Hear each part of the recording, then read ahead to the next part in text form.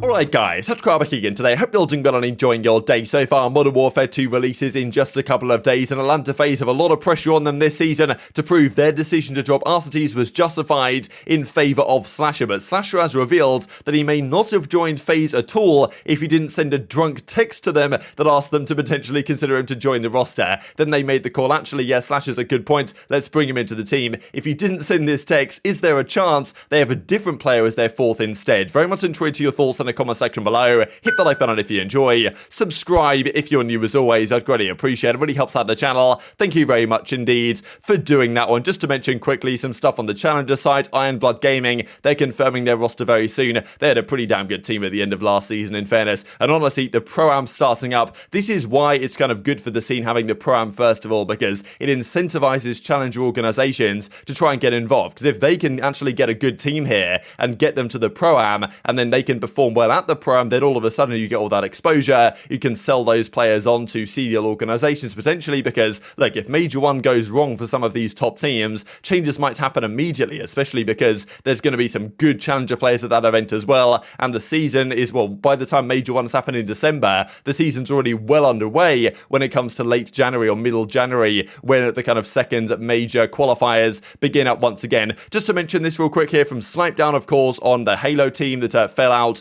of the Halo World Championship, but a formerly Apex Legends player, and I believe he's talked about recently the fact that he wants to return to Apex. The decision to come back to Halo was definitely a big mistake. He's been very critical of some of the decisions that the Halo Championship Series has made, but I thought this is funny from Attach, actually. You coming back to COD never should have left, to be honest, so, or to be fair. Now, this is actually just to look at this from back in the 2014 days. This, as we were talking earlier today, was when the likes of Enable and Formal and other Halo pros were trying to make the switch, because there was nothing to do in Halo. They thought, you know what, we might as well come over to COD. It blew up, of course, Call of Duty in 2013. Ghosts came out, and many tried to make the transition. Enable, Formal were successful, but many other massive names, even this team, of course, the kind of classic final boss team. I mean, what a fantastic organization name that is, with Ogre 2, Snipedown, Snakebite, and Ace, legendary Halo players. Even Royal 2 was briefly here. Tried to make the transition, as you can see, okay, yeah, they qualified at the second qualifier, but they came top 16 at the US regional final and didn't qualify to go to the World Championships that season, right? Had to take a couple of months off. Snipedown stayed around for a little bit, had a decent run at the end of the game, in fairness, alongside Vicento, but yeah, and that was pretty much his COD career coming to a close, and then a lot of these guys went back to Halo. So it just goes to show how difficult it is for even players like Ogre 2 and Snipedown and Snakebite and, you know, legends of the Halo world tried to come to COD, and they couldn't really make it work for them, whereas already at this point, like the likes of Formal and even Enable shortly into Advanced Warfare were straight up winning events. So yeah, different, obviously, like some players are really suited to certain games. Just shows how difficult it is, I think, for Formal to manage what he has managed over his career, going from Halo to COD and then back to Halo. Quick note on the gentleman's agreements this season, because we don't exactly know what the plan is going forward with how many GAs are going to be coming into effect, what weapons might well be used, what attachments are going to be banned, what type of stuff's going to be happening. But I'm sure the GA list is going to be extensive, as it usually is. But I wanted to show a clip here from Crim, where he says that back in the Advanced Warfare days, and also the Ghosts days, let's say, where everybody used the same weapon, like ARs, SMGs weren't even a thing, you just used the same gun. He actually really enjoyed that, because it meant that you really got a true test of the skill gap. He could argue maybe it's kind of like how it is in Counter-Strike, where everyone uses the AK-47 because it's the best gun, if they can get it, and therefore it maybe shows true tests of skill, who's good up close, who's good at long range, rather than having different weapons in different categories. Personally, I think this is much more boring to watch, but maybe he's got a point from like a pure competition perspective.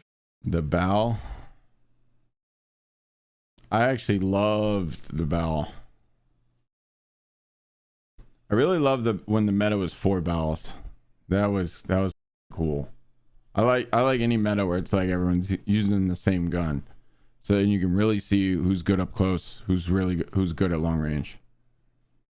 You know? So what do you guys think about this? Would you like to see gameplay where there is just one weapon used? I mean, early Advanced Warfare was just BAL warfare, right? Everyone used the BAL. There was at least 3 or 4 pretty much on every team at the time. Then the ASM-1 came into the meta a little bit more and was incredibly viable in that game. Also, so there was, you know, 2 weapons pretty much in that game. The HBR was used in the Search and Destroy community because it was a great gun in that particular game mode, and really in any game mode in general. The HBR underrated for sure. Nature gets roasted undeservedly for that one. But also Ghosts the year before before this, the Vector K10, or maybe it wasn't the Vector K10 that game, but the Vector was just the dominant weapon, right? There's no doubt about it. It was so good, and there was usually 3 or 4 Vectors, are certainly on some maps. Yes, the Remington M5 or R5 or whatever, the AR was also very powerful, but yeah, it was pretty much Vector Warfare, and it was Battle Warfare a year later. And maybe that brought out another element of skill gap within certain players, but it's not something we're likely to see again. Nowadays, you kind of do have more well-defined AR SMG roles with at least, you know, we hope there's going to be like 3 viable weapons. That's always the optimal, but even Crimsix reckons he kind of has a soft spot for the days where there was 1 viable weapon, so I'm not sure I necessarily agree with that one. But let's talk about this FaZe situation then. Thought this is honestly pretty hilarious that SlasheR revealed last night in a video that went up on the Atlanta FaZe channel. Lots of discussion here actually on how he expects the roster to go in the future, what his plan is to get ready for the team, because he's saying, look, obviously they want to win the World Championship. Obviously they intend to win like every single event they attend next season, but it's more about where he can fit in with the team, because he believes that the FaZe guys are generally kind of, you know, they're not exactly in the limelight all that often. Nobody really knows how they operate things behind the scenes, and SlasheR is, you know, trying to understand what they need him to do, where he's going to fit into that team, and how he can, you know, be the player they need him to be. But he also talked about the actual prospect and the possibility of joining the team in the first place, because it was a bit of a surprise when SlasheR started to get linked to FaZe, because there were other names in the conversation. There was, of course, Shotzzy was potentially considered. We're pretty sure FaZe gave Shotzzy an offer and said, hey, like, what's it going to take to bring you to FaZe? And he probably said to OpTic, I don't really want to leave OpTic, like, how much salary can you offer me to get me to say, if he's a smart man, which I'm sure he is, like, so that was one possibility. But then it was the other question as, okay, if Cellium isn't going to be the AR, then what AR do they get? I think they also wanted insight from Toronto Ultra. There was,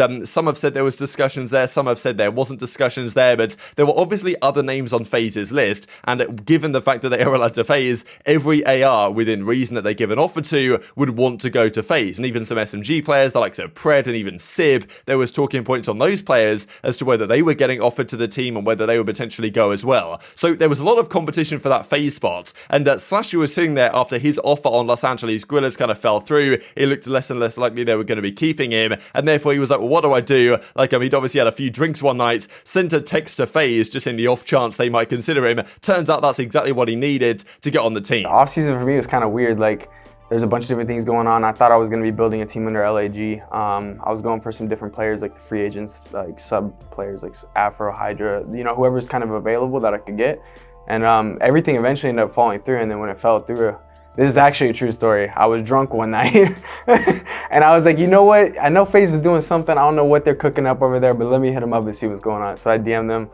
Next day, I woke up to a message from them back, got into a TeamSpeak. I literally rolled out of bed, literally brushed my teeth and hopped on TeamSpeak like instantly. Like, yo, what's going on, guys? Like, I was ready to go.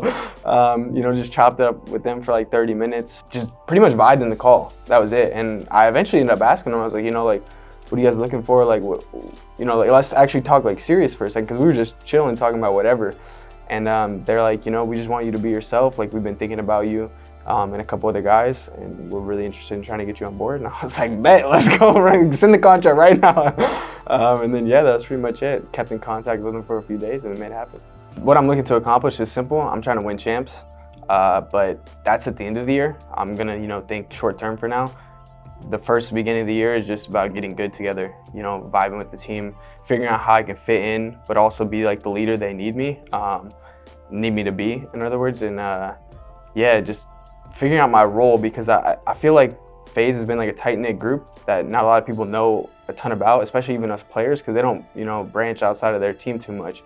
So like, I feel like it's gonna be a learning process for me, and I'm looking forward to the first event, and, you know, my eyes are set on winning that one right now. So the drunk text paid off massively here for SlasheR. Gets, of course, the reply from the FaZe guys. They say, you know what, actually, good idea. Let's get a call, let's hash this out. And they were just having a chat about stuff, and then eventually they got to the topic of, okay, do you actually want me on the team? How do we make this work? How's it going to work from an AR, IGL perspective? What do you need me to do? And like, you know, what do you need me to be from a leader perspective? That was kind of the key reason that aBeZy gave for dropping Arcitys, was like, as a leader, he wasn't quite the same player that he was maybe in the Cold War season, and they thought, you know what, switching up that role is probably about time to do that, right? So yeah, what do you guys think about this whole situation? Of course, there's the other question as to how good FaZe are actually going to be with SlasheR. Is it a good idea for them to drop Arcitys? Lots of pressure on SlasheR and FaZe in general to prove that this was a good point, because, I mean, look, SlasheR, he's a type of player that's been waiting his entire career for a moment like this. He's already, I think, probably 28, I think, at the moment. So, you know, the question is there, is he in the twilight of his career? Is he not? But if he's anything like Formal and these other guys that still got the passion for the game, I'm sure he can still compete at the high level that he's been at, in fairness, for several years. But it's a matter of, you know, this is where SlasheR's got to prove himself. If he doesn't win events with this team, then, you know, doesn't reflect well on him at all. And FaZe themselves have got to justify their decision to drop Arcitys, which is a difficult thing to do given the success they had as a roster previously. But what do you think the possibility was of SlasheR not joining if he didn't happen to send that text their way? I mean, obviously he thought, you know, maybe he'd had a few drinks. He was like, you know what, screw it, I might as well send it. But if he, you know, hadn't had a few drinks, would he have actually bothered to send it in the first place? And would they have reached out to him? Because obviously SlasheR was on their kind of shortlist, right? He was one of the players they were considering, and they obviously were having their discussions about SlasheR behind the scenes anyway. But still, they were considering other options. There were other players that they were thinking about, and that's the thing when you are FaZe, is that you can pretty much attract anyone you wanted, and they probably wanted Shotzzy number one and would have, okay, probably put Simp to the flex, and then put Cell to the main, and just have an incredibly talented team that you're going to think is going to work regardless. And then they decided, you know what, an AR probably is best fit, and then maybe Sib and maybe Insight and SlasheR were the kind of topics of conversation over there, because you're not really going to be able to get some of the guys from OpTic or LA Thieves or anything, and those are probably the type of names they were considering. So yeah, is there a world in which if SlasheR doesn't send this text, he's not on the team?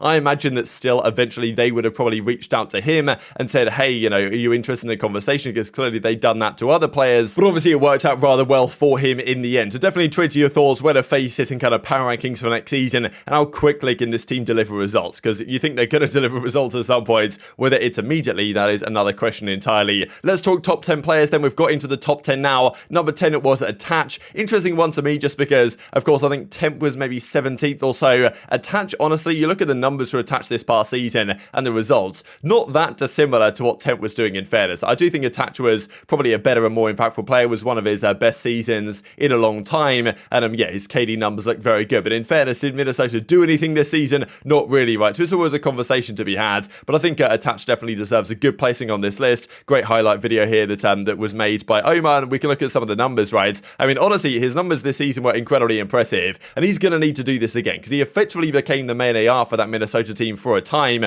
and we can see this. Respawn KD versus top 3 teams, 1.17, he had a 1.2 almost on LAN, had a few snipes. Control KD versus the world champions was a 1.4, so yeah, some impressive numbers from Attach. We've kind of seen him transition from that SMG more into the kind of AR, almost main AR role, as he's going to have to be now for the Minnesota Rokkr this season, so he's going to need to prove his impact, because clearly Rokkr have doubled down on Attach and said, yeah, we'll give you the bag to stay on this organization, because he could have had offers elsewhere, there's no doubt, and they've obviously brought in some good pieces around him, so that team definitely has to deliver. Number 9, it went to Envoy, world champion, of course, on this season. I think this is justified. Over the course of the year, Envoy had a great season, and especially towards the start, to be honest, he was fantastic, and then at the end, turned up big time and helped them win the world championship, so I think this is pretty much deserved. His KD numbers on the whole don't exactly look like stunning, but still, I think this is definitely a deserved placement, and his search and destroy as well was, I thought, very impressive. Over the course of the season, as you guys can see right here, 1.10 in search and destroy. He had a 1.33 at stage 3, champs hardpoint KD at 1.09, clutches on land, 7 clutches, so yeah, impressive performance at a 1.05 KD at the world championship as well. So that is your top 10 and top 9. You guys have been giving your thoughts the last couple of days on kind of what the order is going to be for the remaining 8, and I think a lot of people have kind of got the top 4, top 5 players correct, but still the order is, you know, definitely up for debate here,